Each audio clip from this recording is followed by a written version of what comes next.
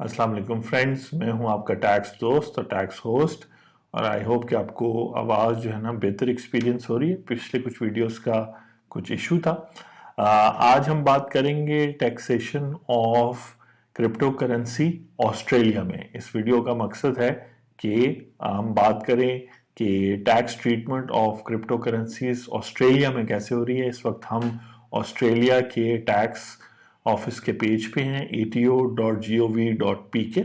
और बेसिकली हम ये जो पेज है और ये जो इन्फॉर्मेशन है मेरे साथ मेरे दोस्त वकार ज़का ने शेयर किया, तो एक तो उनका थैंक यू। और दूसरा, अगर आपने पाकिस्तान में क्रिप्टो करेंसी जो इस वक्त लीगल नहीं है यानी इलीगल है, उसकी ट्रेडिंग, उसकी परचेज सेल सारा कुछ इलीगल है, उसको होल्ड करना भी अपने डिजिटल वॉलेट में इलीगल है पाकिस्तान में, और मुख्तलिफ कवानीन हैं जिस वजह से इलीगल है। तो अगर आप देखना चाहते हैं कि क्या प्रोग्रेस है, तो आप वकार ज़का को उनके ट्विटर पे, इंस्टा के पेज पे, फेसबुक और उनके सारे सोशल मीडिया पे फॉलो करें। वो ना सिर्फ एक अवेयरनेस ला रहे हैं बल्कि वो लोगों को बता रहे हैं इसकी इम्पोर्टेंस। उसी हवाले से इन्फॉर्मेशन उन्होंने मेरे साथ शेयर की। तो मैं हूं आपका टैक्स दोस्त और टैक्स होस्ट एंथनी विलियम्स, और आप देख रहे हैं टैक्स दोस्ती रिपोर्टिंग वीडियोस, जहां हमने प्रीवियस दिनों में एक वीडियो बनाई थी कि टैक्सेशन ऑफ बिटकॉइन इन पाकिस्तान, इस नीयत से कि जब पाकिस्तान में बिटकॉइन लीगल हो जाएगा तो उसकी टैक्सेशन एफबीआर वाले कैसे करेंगे। तो आज हम इस वीडियो में एक रियल लाइफ मॉडल डिस्कस करें। मॉडल का मतलब है कि यहाँ पे रियल लाइफ सिनेरियो कि ऑस्ट्रेलिया में बिटकॉइन की क्या, क्रिप्टो करेंसी की क्या ट्रीटमेंट होती है। तो उस हवाले से फर्स्ट पेज जो है इसमें हम, आप अगर ato.gov.au पे आते हैं और उनके सर्च टर्म पे क्रिप्टो करेंसीज लिखते हैं तो इस पेज पर आ जाएंगे। और इस पेज से हम एक जनरल डिस्कशन के बाद जो ट्रांजैक्शंस जो आप क्रिप्टो करेंसी में करते हैं उसकी बात करेंगे। और हम बात करेंगे कि ऑस्ट्रेलिया में किस तरीके से वो क्रिप्टो करेंसी को टैक्स करें या टैक्स बेनिफिट्स क्या दे रहे हैं, क्योंकि जब कोई चीज़ टैक्स होती है तो उसको एक तरफ टैक्सेशन एक तरफ होती है, दूसरी तरफ उसको एग्जाम्पशन भी हो सकती है या टैक्स डिडक्शंस या टैक्स बेनिफिट्स भी मिल सकते हैं। तो सबसे पहले तो ये लोग डिफाइन करते हैं कि जी tax treatment of cryptocurrency में, कि क्रिप्टो करेंसी बेसिकली एक डिजिटल एसेट है। अब डिफरेंट मुल्क जो हैं इसको डिफरेंटली डील करेंगे। तो यहाँ पे ये लोग क्रिप्टो करेंसी को डिजिटल एसेट के तौर पे ऑस्ट्रेलिया में ट्रीट कर रहे हैं। ये उनकी मेन, जैसे एफबीआर की वेबसाइट होती है तो ये ऑस्ट्रेलियन एफबीआर की वेबसाइट है, इसको as a digital asset treat कर रहे हैं। और वो कह रहे हैं कि डिजिटल एसेट जो है ना इंक्रिप्शन टेक्निक के थ्रू बनता है, और चूंकि ये इंटरनेट पे है तो ये सेंट्रलाइज नहीं है, कोई स्टेट बैंक या कोई भी सेंट्रल अथॉरिटी इसके पीछे नहीं है। नॉर्मली जो है क्या कहते हैं, एक तो डिजिटल एसेट, क्रिप्टो करेंसी को डिजिटल एसेट के तौर पे ऑस्ट्रेलिया डील कर रहा है। और अगर आप हिस्टोरिकली देखें तो सबसे पहले तो दुनिया में बार्टर होता था, यानी आप एक चीज़ देते थे और उसकी जगह आपको कोई और चीज़ मिलती थी। फिर जब करेंसी वगैरह आज से 500,000 साल पहले शुरू हुआ, तो करेंसी, और फिर आज से 300 4 ईयर्स 100 ईयर्स पहले बैंक डिपॉजिट्स जब स्टार्ट हुए तो वो बेसिकली फाइनेंशियल एसेट्स थे। और वो फाइनेंशियल एसेट्स जो हैं क्या कहते हैं, वो एक डेरिवेटिव टेक्निक के थ्रू जो है बनते थे, जिसका सिंपल मतलब ये था कि आप जो करेंसी छापते थे उतने का सोना, गोल्ड अपने पास रखते थे या कोई और वैल्यूबल चीज़ रखते थे, और उसके मुनासिब या उस रेशो से आप जो है ना वो करेंसी प्रिंट करते थे। और इनिशली जो किंग्स थे, बादशाह थे, उनके कंट्रोल में था। फिर जब गवर्नमेंट का और स्टेट का कॉन्सेप्ट आया 400 500 साल पहले या पिछले 1000 सालों में, तो इस तरीके से है। तो अब जो एवोल्यूशन आप देख रहे हैं इस new form of value exchange की, क्योंकि कोई भी करेंसी, कोई भी चीज़ एक वैल्यू एक्सचेंज करने का तरीका होता है, तो इसीलिए उसकी टैक्सेशन भी है। तो वैल्यू एक्सचेंज के तौर पे इसको ऑस्ट्रेलिया में डिजिटल एसेट कंसिडर किया जाता है। और बेसिकली इससे पहले जो पेपर मनी है, कॉइन्स वगैरह हैं और बैंक डिपॉजिट्स हैं, इन सारों को फाइनेंशियल एसेट कंसिडर किया जाता है। उसकी अपनी टेक्निक है, इसकी अपनी टेक्निक है। तो कहते हैं कि ये दुनिया में अब यूज़ हो रहा है। और इस वक्त इस करंट व्यू जो है, करंट व्यू जो ऑस्ट्रेलियन गवर्नमेंट का है, current view on the tax implications of dealing with crypto currencies के बारे में वो इस पेज पे आपको बता रहे हैं। फिर नेक्स्ट वो कह रहे हैं कि बेसिकली अगर आप एक्वायर करते हैं, हासिल करते हैं या डिस्पोज ऑफ करते हैं क्रिप्टो करेंसी, तो आपको अवेयर होना चाहिए कि as a resident of Australia आपके टैक्स कॉन्सिक्वेंसेस होंगे। और वो कहते हैं कि आपको रिकॉर्ड्स जरूर मेंटेन करने हैं। जहां भी टैक्सेशन की बात होती है, ये जनरल रूल है, तो वहां पे रिकॉर्ड मेंटेन करने की जरूरत होती है। उसके अलावा उन्होंने एक बड़ी इंटरेस्टिंग बात की कि जब आप फॉरेन करेंसी में या क्रिप्टो करेंसी में डील करते हैं, तो ना सिर्फ आपने अपनी ऑस्ट्रेलियन मुल्क की टैक्सेशन का ख्याल रखना है, बल्कि आपको हो सकता है किसी और फॉरेन कंट्री में भी आप जो है ना टैक्सेबल हो जाएं जब आप जो है क्रिप्टो करेंसी में डील करते हैं। क्योंकि आपको पता है कि चूंकि ये सेंट्रलाइज्ड मनी नहीं है या ये सेंट्रलाइज्ड डिजिटल एसेट नहीं है, तो हो सकता है आपका वॉलेट किसी और मुल्क में पड़ा हो और वहां के टैक्स लॉस कहते हो कि इसको डील करने से आपकी, अगर आप इसको सेल करेंगे या बाय करेंगे तो आप हमारे मुल्क में भी टैक्स देंगे। और आप ये तो चूंकि हम ऑस्ट्रेलियन रेजिडेंट्स की बात कर रहे हैं कि अगर आप ऑस्ट्रेलिया में क्रिप्टो करेंसी को डील करें तो इस तरह तो ऑस्ट्रेलिया में रहते हुए आपको ऑस्ट्रेलियन टैक्स भी पे करना पड़े,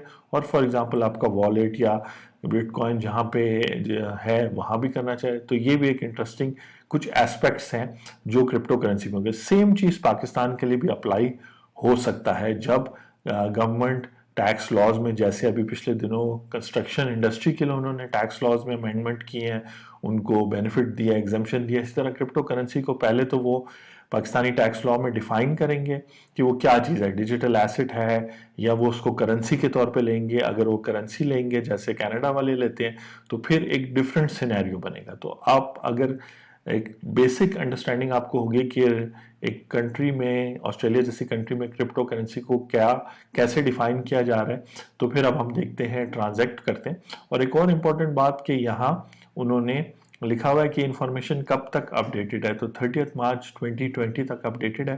तो ये काफ़ी अप टू डेट इंफॉर्मेशन है जो आप देख रहे हैं। अब हम देखते हैं टैक्सेशन के हवाले से कि क्रिप्टो करेंसी को जब आप ट्रांजैक्ट करेंगे तो वह, प्लस इस वीडियो के आखिर में इस वेबसाइट का लिंक होगा, तो आप आके इसको डिटेल में भी देख सकते हैं। और ऑब्वियसली हम अवेलेबल हैं कॉल पे भी उस पर, ताकि आप जो है अगर आपने कंसल्टिंग लेनी है तो पॉसिबल है।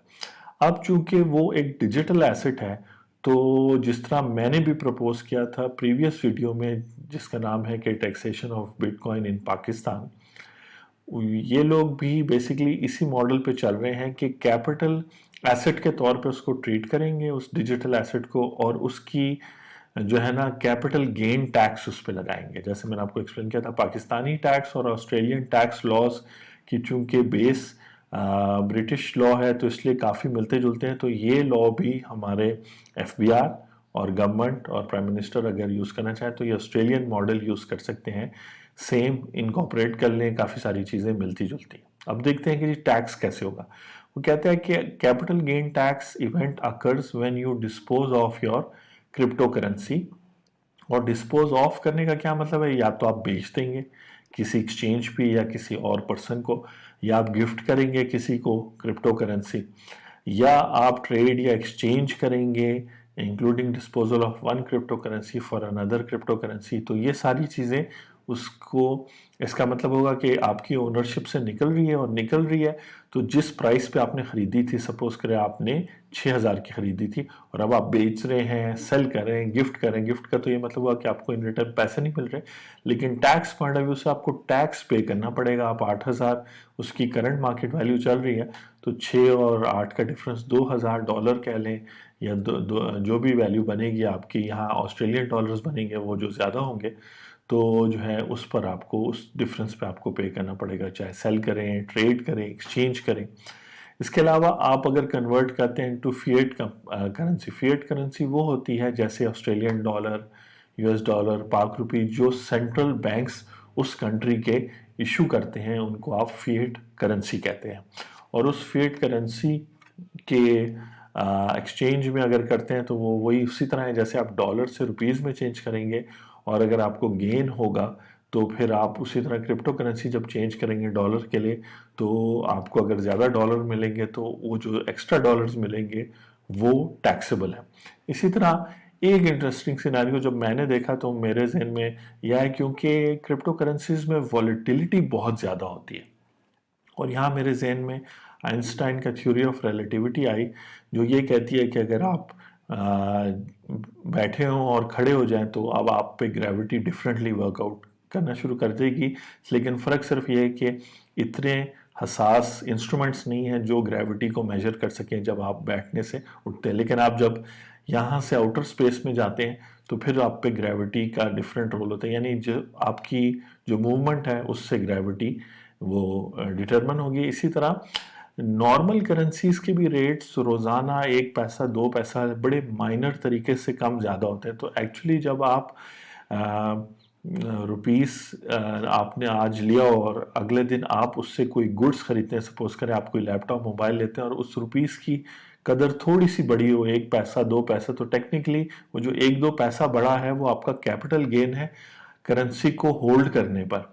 उस करेंसी को होल्ड करने पे ही आपको 1-2 पैसा, लेकिन वो इतना माइनर है कि वो जो है ना एनुअल टैक्स रिटर्न में शो नहीं हो सकता। लेकिन अगर आप डॉलर होल्ड करते हैं, आपने 110 का खरीदा था, अभी 167 का है, तो फिर डेफिनेटली आप डॉलर जब डिस्पोज ऑफ करेंगे तो काफ़ी कैपिटल गेन शो होगा। इसी तरह क्रिप्टो करेंसी में चूंकि बहुत ज़्यादा वॉलीटिलिटी है इसकी प्राइस में, तो ये तो डे टू डे भी बहुत ज़्यादा वॉलेटाइल होता है। तो मेरे लिए इंटरेस्टिंग बात ये थी कि जब आप कोई गुड्स क्रिप्टो करेंसी से खरीदेंगे, सपोज करें आपने अमेजोन के ऊपर बिटकॉइन से पे किया और आपने वो बिटकॉइन 6,000 का खरीदा था, लेकिन जब आपने बिटकॉइन के थ्रू पे किया तो उस वक्त बिटकॉइन 10,000 का था, चाहे वो एक दिन बाद था, एक महीने बाद था, और लाजमन 2-3 महीने में तो बहुत ज़्यादा फर्क पड़ जाए।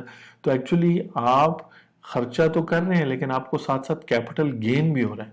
और ये चूंकि डिजिटल करेंसी है तो इसमें मोस्ट माइनर अगर 1 सेंट का भी फर्क पड़ेगा तो ये जो है, जो ये बुक कीपिंग या रिकॉर्ड कीपिंग की बात कर रहे हैं, तो आपका एक्सचेंज या आपका वॉलेट या जहां भी आपकी क्रिप्टो करेंसी पड़ी है तो वहां से आपको पता चलेगा। तो ये बड़ा इंटरेस्टिंग है कि बेसिकली इस तरह से शायद आप जब अपना पैसे इस्तेमाल करते हैं या कोई कैपिटल एसेट इस्तेमाल करते हैं, बिल्डिंग हो गया, लैंड हो गया, वगैरह वगैरह, तो आप इस तरह नहीं सोचते। जब बहुत ज़्यादा गेन होता है तब आप सोचते हैं, लेकिन क्रिप्टो करेंसी अगर आप डे टू डे भी यूज़ करेंगे तो उससे भी कैपिटल गेन जनरेट होगा। तो ये है इनका तरीका इसकी टैक्सेशन का, इसको एज ए डिजिटल एसेट यानी as a capital asset treat करना। ऑस्ट्रेलिया में चाहे वो ऑस्ट्रेलियन रेजिडेंट दुनिया में कहीं भी उसको होल्ड कर रहे थे, लेकिन टैक्स लॉस के मुताबिक चूंकि वो ऑस्ट्रेलियन रेजिडेंट है, जैसे पाकिस्तान में 183 डेज तक जो शख्स रह जाता है with in a financial year वो रेजिडेंट बन जाता है, तो ऑस्ट्रेलियन रेजिडेंट का फिर वो कैपिटल एसेट बन जाता है और वो साल के दौरान उसको अगर होल्ड करता है, अगर सारा साल होल्ड करता है और इसमें से कोई काम भी नहीं करता, नोट करें इसमें होल्डिंग पे कुछ भी नहीं, तो अगर होल्ड करता है तब तो कैपिटल गेन नहीं होता। कैपिटल गेन टैक्स तब लगेगा जिस साल आप इसको डिस्पोज ऑफ करेंगे, ठीक है। तो उस लिहाज से आई होप कि आपको आइडिया हो गया क्यों है। और आगे वो कहता है कि सम और ऑल गेन में बी टैक्स्ड। ये भी इंपॉर्टेंट बात है क्योंकि जो कैपिटल एसेट के रूल्स, अभी इस वीडियो में तो हमारे पास टाइम नहीं है, पाकिस्तान में भी वो टाइम बेस्ड होते हैं। मतलब अगर आप एक चीज़ जैसे लैंड बिल्डिंग को 3 साल तक होल्ड करें उसके बाद बेचें तो उस पर कैपिटल गेन टैक्स 0% लगता है, यानी एग्जेम्प्ट हो जाते हैं। लेकिन अगर विद इन ईयर बेचे, इसी तरह ऑस्ट्रेलियन टैक्स लॉज में भी कैपिटल एसेट्स जिसमें सिर्फ क्रिप्टो करेंसी नहीं, उसमें लैंड बिल्डिंग और बहुत सारी चीज़ें आती हैं, गुडविल आ जाती है आपकी, आप किसी बिजनेस में इन्वेस्ट किया वो सब कुछ आ जाता है, आपके शेयर्स आ जाते हैं, इन्वेस्टमेंट आ जाती है, उसको जब आप बेचते हैं तो उसकी डिफरेंट टाइम के हिसाब से उस पर डिफरेंट टैक्सेशन है। तो उस लिहाज से जो है ना क्या कहते हैं उसी तरह ट्रीट होगा जिस तरह बाकी कैपिटल एसेट्स होते हैं, कुछ पे टैक्सेबल होगा कुछ पे नहीं होगा। अच्छा, फिर गेन्स के साथ साथ लॉसेस भी होते हैं और क्रिप्टो करेंसी में तो बहुत ज़्यादा लॉसेस होते हैं, तो उनको वही बेनिफिट मिलेंगे जो बाकी कैपिटल एसेट्स को मिलेंगे। तो बात को यहाँ पे कंप्लीट करते हैं। उसके अलावा ये एज एन इन्वेस्टमेंट क्या है, पर्सनल यूज़ में क्या, अगर लूज़ हो जाए, थेफ्ट हो जाए तो इसकी टैक्सेशन कॉन्सिक्वेंसेस क्या होंगे, तो बहुत सारी चीज़ें।